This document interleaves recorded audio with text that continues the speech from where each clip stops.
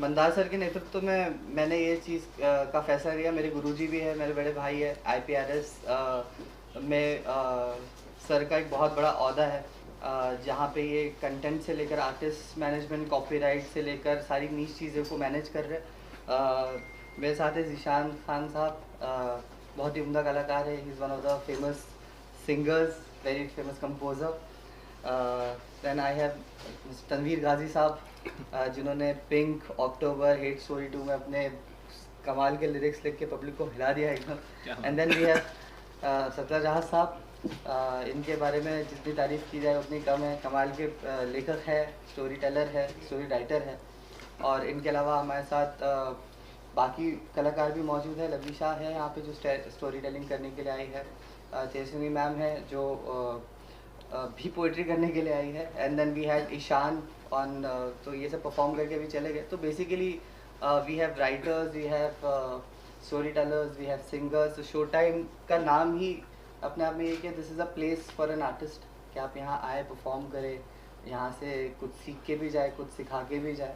और we are also working as a talent resourcing company. हमारा motive यही है कि एज एन आर्टिस्ट हम अपने कम्युनिटी के लिए कुछ करें। तो यही सोच लेकर मंदार सर के साथ मैंने इसको आगे अंजाम दिया। And this is like today we are starting it. Okay, Mandar sir क्या कहना चाहेंगे? सबसे पहले शो टाइम के बारे में बताइए, और जो आज जो आर्टिस्ट यहाँ पर परफॉर्म करके गए हैं, क्या कितना फ़ायदा होता है जो नए आर्टिस्ट भी हैं उनके लिए स्पेशली? एक्चुअली ये कम्युनिटी बिल्डिंग की एक एक्सरसाइज है। हो क्या रहा है कि एक पर्टिकुलर टाइप का म्यूज़िक बनने के बाद ये ऐसा लगता है कि यही सही है, और एक है जो हमें लगता है कि सही है, और एक है जो वाकई में सही है। तो इस दोनों के बीच में एक कम्युनिटी फंसी हुई है आर्टिस्ट की, कि हम लोग मुंबई के हिसाब से काम करें या कलाकार के हिसाब से काम करें। और एक मोटिव ये है इस पूरी इनिशिएटिव के पीछे कि ये आपका वर्ल्ड है, ये आपकी स्टोरी है, जो शो टाइम आपको अपॉर्चुनिटी देगी। एंड शो टाइम का मूल उद्देश्य यही है कि इसमें संगीत की तरह बात हो, एंड ना कि सिर्फ पॉपुलर संगीत या फोक संगीत या पोइट्री या ऐसे बांधना नहीं चाहिए इस आर्ट फॉर्म को, क्योंकि ये एक बहुत सरल एक्सपीरियंस है। और जिस तरीके से दुनिया जा रही है, ये हमारा एक छोटा सा प्रयास है कि हम ये सारे जो जिनको बोलते हैं ना प्योर फाइन आर्ट फॉर्म्स, उनको शो टाइम के ज़रिए एक स्टेज पे लाए, उनको एक स्टेज मिले और हर किसी आर्टिस्ट को अपनी एक्सप्रेशन रखने के लिए एक जगह मिले। सो ये ओवरऑल मोटिव है इस विजन के पीछे। एंड मैं बहुत ही मतलब प्राउड महसूस कर रहा हूँ आज, बिकॉज एक तो इतने बड़े शायर, इतने बड़े कवि, इनके साथ बैठने का मौका मिल रहा है, इनको सुनने का मौका मिल रहा है। और ऐसे बहुत कम वेन्यूज़ बचे हैं जहाँ एक्चुअली इन चीज़ों के बारे में बात हो रही है। तो B it story telling, B it poetry, B it independent music, B it what ever music which you resonate with, this is the stage which Asher Anis Khan is offering you with his family, and I have 100% blessings for him on a personal level. At the same time, I am also associated with IPRS and making people aware about copyrights, music, and basically respecting copyright in a way where you get freedom to do the kind of art which you want to do. So I think वहाँ यहाँ कहीं तो ये point I think mid point है कि जो इन दोनों में कॉमन है। शो टाइम भी शायद यही करना चाहता है और हमारी पूरी ब्लेसिंग्स उनके साथ हैं। आप क्या कहना चाहेंगे, क्या बेस्ट विशेस होंगी शो टाइम के लिए, और कितना इम्पोर्टेंट है जो बडिंग आर्टिस्ट है, जो नए आर्टिस्ट है, उनके लिए कितना बड़ा प्लेटफॉर्म होगा, कितनी बड़ी अपॉर्चुनिटी होगी? मुझे लगता है कि एक बॉम्बे जैसे शहर में एक काफ़ी लोग एज ए बिजनेस की तरह देखते हैं इस मॉडल को, making a room and running a room. But I think so because Ashar is himself is an artist. He understands the nuances of being an artist, what an artist feels like and what is an art form. तो वो एक बहुत खूबसूरत उसका बोलते हैं ना एक शेप में आता है वो, कि उनको खुद को समझता है कि म्यूज़िक क्या है. फिर उसके बाद में वो अपने आर्टिस्ट किस तरीके आर्ट फॉर्म यहाँ पर आ सकता है. जैसे आप मंदार भाई कह रहे थे कि फोक म्यूज़िक हो गया, या फिर हम वो आर्टिस्ट जो आर्ट करना चाहते हैं उन्हें अपने फ़ैसले नहीं बदलना पड़ेंगे क्योंकि किस तरह का म्यूज़िक चल रहा है. उस हिसाब से मुझे लगता है एक बहुत ही बढ़िया एक जगह बना ली है जहाँ पर आके जो भी सारे नए आर्टिस्ट हैं और पुराने आर्टिस्ट हैं, जिस तरीके से सारे सिंगर्स जो हैं वो अपना खुद का लेबल खोल रहे हैं क्योंकि उनको अपना खुद का म्यूज़िक करना है, उसी तरीके से जिन लोगों को अपना रियाज करना है, अपने आप को पॉलिश करना है, उसके लिए बहुत ही बेहतरीन जगह है. सर आप क्या कहना चाहेंगे शो टाइम के बारे में? और किसी का शेर है कि खुशबू को फैलने का बहुत शौक है मगर मुमकिन नहीं हवाओं से रिश्ता किए बगैर. तो शो टाइम एक जगह है जहाँ हर हवा और खुशबू का एक कनेक्शन कायम होता है. क्या बात. तो मेरी शुभकामनाएं इनके साथ हैं. हम दोनों एक ही शहर से हैं अशर. मैंने इनकी शुरुआत से इनको देख रहा हूँ, इनके अंदर जो जुनून है, जो लगन है, तो मैं बहुत इनकी कद्र इसलिए करता हूँ कि ये बड़ी ईमानदारी से कोई भी काम करते हैं और इनको कला की भी समझ है, अच्छी और बुरी कला की जो होता है ना. तो मुझे पूरी उम्मीद है कि इस प्लेटफॉर्म से जो भी मसाला बाहर आएगा वो अच्छा आएगा. Sir your views on show? मैं जो बात कही ज़ीशान भाई ने उसकी मिसाल एक तरह से मैं अपने आप को मानता हूँ कि मुंबई जैसे शहर में हम जैसे शायरों को जो मुंबई से ताल्लुक़ नहीं रखते, अपनी बात कहने का, अपनी बात लोगों तक पहुँचाने का बहुत अच्छा और ख़ूबसूरत ज़रिया हमें फ़राहम किया अशर साहब ने. तो मैं उनको बहुत मुबारकबाद देता हूँ और उम्मीद करता हूँ कि ये जगह हर लिखने वाले के लिए काम आएगी, हर गाने वाले के काम आएगी. बहुत शुक्रिया. सर आपसे जानना चाहूँगा ये जो इनिशिएटिव है, जो जैसे मैंने कहा कि बडिंग आर्टिस्ट को काम आएगा, लेकिन जो पुराने आर्टिस्ट है उनका और जो बडिंग आर्टिस्ट है उन दोनों का इंटरेक्शन होगा यहाँ पर, तो कहीं ना कहीं आपको लगता है कि बहुत अच्छा एक्सपीरियंस भी मिलेगा उनको? जी बिल्कुल. लाइक जैसा नदा सर ने बोला और सबने बोला कि एक एक्सरसाइज हमारी यही है कि कोई बडिंग आर्टिस्ट आके अपना कोई एक मॉड्यूल पिच कर रहा है और ज़ीशान भाई का भी आई गेस 27th को एक ऑडियो रिलीज़ हो रहा है. बड़ा खूबसूरत गाना है.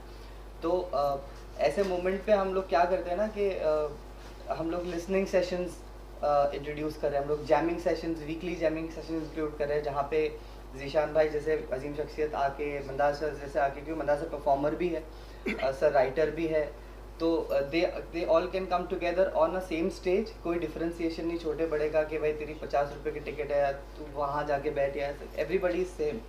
सो आई थिंक वो डिफरेंस मिटाना बहुत ज़रूरी था. और चूँकि जिस तरीके से मेरे मंदार जी मैंने बताया गुरु जी भी है और बड़े भाई भी है, तो उन्होंने जिस तरीके से मुझे ये आइडिया पिच किया था, my idea was to start a jam room and a studio. But जब उन्होंने बोला कि Ashar you have been a producer and a music director from 7 years, तो अभी अपन लोग को ही कुछ करना पड़ेगा. क्योंकि IPRS में जाने के बाद सर को बहुत सारी चीज़ें ऐसी पता चली जहाँ पे वो बहुत सारी चीज़ें डिसअपॉइंटेड है इंडस्ट्री में. इंडिपेंडेंट आर्टिस्ट को और नए आर्टिस्ट को जो जगह नहीं, मकाम नहीं मिल पा रहा है. ऊंच नीच, जात भाव, ये सब आर्टिस्ट लोगों में नहीं चलता है कभी भी. तो जब इन्होंने ये बोला, हमने इनिशिएटिव तुरंत लिया. मैं मेरे वालिद साहब, मेरी माता जी, मेरी वाइफ, मेरी पूरी फैमिली, हम सब ने मिल के बहुत मुश्किलात से कुछ चीज़ें इकट्ठा करी. कोशिश की कि पैसे कभी बाधा ना बने किसी आर्टिस्ट के बीच में. और फिर जब इनाग्रेशन की बात आई तो मैंने कहा कि हम सिर्फ फीता काट के इसको शुरू नहीं करेंगे, हम एक तरीके से ये डिफरेंस उसी दिन दूर करेंगे कि एक ही स्टेज पे सारे मकाम के आर्टिस्ट बैठे, मेरे साथ बैठे, क्योंकि इन सब में छोटा मैं ही उस मकाम के मामले में. तो वही मैं दूर किए रहता हूँ उस चीज़ को. तो बस यही है शो टाइम, और मैं यही करना चाहूँगा आगे भी आप सबकी विशेषता. एक मकसद जो आप लेकर चल रहे हैं, मुझे लगता है बहुत सही और नेक मकसद है. आज इंडस्ट्री में जिसने कहा, आपने कहा इंडिपेंडेंट आर्टिस्ट को मौका नहीं मिलता है, ऐसे में शो टाइम किस मकसद के साथ आगे बढ़ेगा और इन आर्टिस्ट के लिए क्या कुछ मदद करेगा, उस या क्या कुछ साथ लेकर चलेगा उन्हें, अगर उस बारे में आप अगर कुछ कहें. I think you will be the perfect person to ask about that. Please guide us. सी मकसद साफ है कि जिस तरीके का भी म्यूजिक चले कोई प्रॉब्लम नहीं है. Everyone is going to coexist because it's a world of cloud. तो हर कुछ साथ में रहने ही वाला है, आप उसको मिटा नहीं पाएंगे कभी भी. मकसद ये है कि जिस सेक्शन को ये सारी फैसिलिटीज़ के लिए बहुत दूर तक या फिर बहुत टाइम तक पैसे जमा कर के करना पड़ता है, वो स्टेज हम उनको डे वन में प्रोवाइड करेंगे. ये मेजर पहली तो बड़ा मोटिव यही है कि हर किसी को एक स्टेज मिले, हर किसी को एक ऐसी स्पेस मिले जहाँ जैसे आशर ने कहा कि मुझे इस चीज़ की वरी ना करनी पड़े कि मुझे पूरा वेन्यू बेचना है, मुझे टिकट के लिए पोस्टर्स लगाने हैं, खुद के इंस्टाग्राम पब्लिसिटी पे पैसे डालने हैं. नहीं, ये वेन्यू उनके लिए खड़ा है जिनको बिल्कुल ऐसे लगता है कि मेरी आर्ट लोगों तक पहुंचनी चाहिए. सो ये एक बेसिक मकसद रहेगा. दूसरा ये है कि शो टाइम थ्रू हम लोग जितने भी अच्छे पोएट्स, अच्छे स्टोरी टेलर्स, अच्छे ड्रामा मेकर्स, डांसर्स, जो भी अच्छे इंडिपेंडेंट आर्टिस्ट यहाँ पर जुड़ना चाहते हैं उनके लिए ये स्पेस है. इसको बनाया ही ऐसा गया है, जो डिज़ाइन अगर आप देखोगे पूरी स्पेस का तो ये ऐसे ही कि इसको किसी भी चीज़ में बदला जा सकता है. So it's a multipurpose facility which can be used for including like अभी तो आइडियाज़ ही आइडियाज़ आ रहे हैं. जिस दिन से देख रहे हैं तब से लग रहा है कि बहुत पॉसिबिलिटी है. पॉटरी वर्कशॉप भी हो सकता है, डांस वर्कशॉप भी हो सकते हैं, तो बहुत कुछ हो सकता है. सो दूसरा चीज़ ये है कि हमें कहीं ना कहीं आर्टिस्ट को ना सिर्फ स्टेज देना है बट ऑल्सो ये भी बताना है कि आप और बेहतर क्या कर सकते हैं. तो और उसमें शायद ये हो सकता है कि हम लोग वर्कशॉप्स करें, जैसे आज मुशायरा हो रहा है. मैंने काफ़ी वक्त से इतनी अच्छी पोइट्री से नहीं सुनी है मुंबई में, तो क्यों ना ऐसी चीज़ें हों जो बॉम्बे में रेगुलरली नहीं होती है. क्यों ना ऐसी चीज़ों के लिए स्टेज दिया जाए जो लोग शायद सुनना चाहते हैं पर उनको नहीं पता है कहाँ सुनना है. करेक्ट. सो एक ये कोशिश रहेगी. ये तो दूसरा मेजर मोटिव है. तीसरा और बहुत ख़ास बात ये है शो टाइम के बारे में कि it is your life is always a performance. So when you are on stage, when you are there, this is the place where you don't have to hide yourself. You will not be able to hide yourself. You are always facing the audience.